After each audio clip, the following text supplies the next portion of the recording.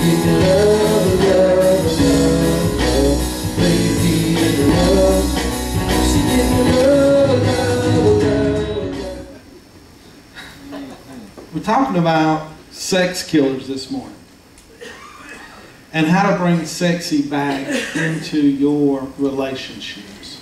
And I would like to maybe look at not saying sex killers as much as saying intimacy killers. Things that kill the intimacy in your relationship and your marriage, and then therefore destroys the sex life of your marriage. And these are things that can happen subtly, and you don't realize that they're happening until maybe, you know, something major explodes in your home and in your relationship, and then you wonder how you got to the place that you are. And first one I want to go over this morning, number one says, don't let them wonder, be thankful. Don't let them wonder, be thankful. In Ephesians chapter 5, verses 3 through 4, the apostle is speaking, and he's talking about how we should neither let filthiness, nor foolish talking, nor coarse jesting, which are not fitting, but rather the giving of thanks.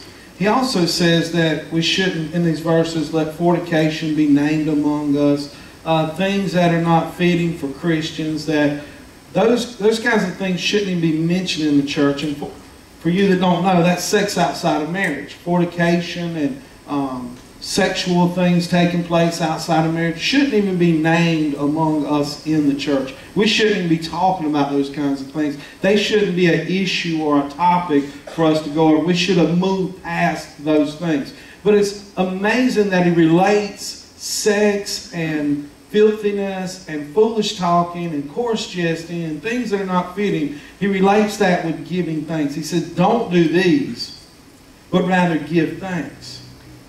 And when giving thanks is not in a marriage, this is the other side of it. And a lot of times, I've seen marriage couples that have been together for years and they never say anything good about their partner. They never say anything good about their spouse. They just take them for granted. And the biggest intimacy killer that you can put in your relationship is to let your spouse think that you take them for granted. When you don't say, I'm thankful, and it can be in little ways, subtle ways where you just get used to them doing for you, doing for the relationship, that you never say, I'm thankful, then someone feels like they're being taken advantage of. You can't have intimacy with somebody you feel like's using you. Because immediately you start throwing up guards. You start throwing up barriers to stop people from using you, and in doing so, it kills the intimacy in your relationship and destroys your sex life. What you should be doing is letting them know on a regular basis how thankful you are for them, how much you appreciate them, how much you care about them, not only so that they can hear it, but you need to hear it yourself. And when you hear you saying, I'm thankful for something, it makes you more thankful for it. You know, like, how many of you have a spouse that will go to church with you? That does. You got something to be thankful for. A lot of people this morning are at church, and their one prayer at church today is, Lord, I wish my spouse would attend church with me. Lord, I wish my spouse would work with me together as a team and we can make this marriage work. But we can't because we're pulled in two different directions. He's in the world, she's in the world. I'm trying to serve you, I'm trying to live right. But we're drawn apart. So if you got somebody that will seek God with you, man, you got something to be thankful about, and you ought to let them know on a regular basis, thank you. Thank you that together we can find out God's purpose for our life. Thank you for being apart with me. Thank you for us working together in this marriage. That's something that you can be thankful for. How many of you got a spouse that works a job? Man, you got something to be thankful for. And if you let them know, Thank you for working. Thank you for providing. Thank you for working together with me to produce for this household. And when you regularly tell them that during the day, hey, I love you, I'm thankful for you, I'm glad we're working together, I'm glad we're seeking God together, I'm glad we're doing this family thing together, then it fires up the bedroom at night. Then you have intimacy in your sexual relationship because you got two people that's thankful for each other. But when you feel like you're being used all day, you don't want to be used at night too? Somebody ought to say something. Amen. That's a good place to say something like that. Something that kills a relationship, the intimacy of it, is when we're not thankful for our spouse. And I'm looking at some of y'all, and you ought to be thankful. Because you know that this just worked out for you because of the Lord. That's right. When we look at you, sometimes we're like, I don't really go together. You know what I'm saying? The Lord must have did something in that. Just tease. Number 2. Unresolved anger. Anger. These are things that are sex killers.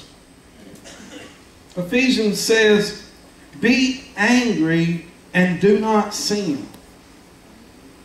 Do not let the sun go down on your wrath, nor give place for the devil.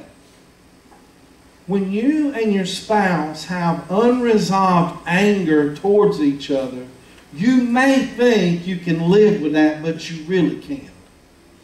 You're really destroying the intimacy that God has for you in your relationship. And you're giving a place for Satan to come into your life. You're opening the door and saying, come on into our house and destroy our marriage when you have unresolved anger in your home. That's why the Bible says that when you get angry, you're going to get angry. We know you're going to get angry. We know things are going to happen. We know situations are going to come up. But when it happens, you make sure you resolve it immediately and don't let days pass with unresolved anger in your life, because as every day passes, you give Satan a bigger stronghold into your relationship and destroying what God's trying to build in your life. You give him a place. You say, we need a place for the devil at our marriage. So, hey, have a seat right here. We're going to make a place for you. And that place is unresolved anger. And as a pastor for all these years, I've gone through ups and downs and ins and outs and unbelievable situations with couples. And I found out that the one thing, the reason they can't get back to intimacy is because they can't get past anger. Things happen in relationships. And that's the way it is. Good things, bad things, things you meant to happen, things you didn't mean to happen. But you, in a relationship, if you can't get past it happening, you can't resolve it, then you can't heal and you can't move forward. You know how you can tell if somebody has something unresolved? If something happens totally unrelated to that, but they bring that back up. If that happens, then you keep bringing something back up and something back up, then you're just destroying everything that you've been building from that point on.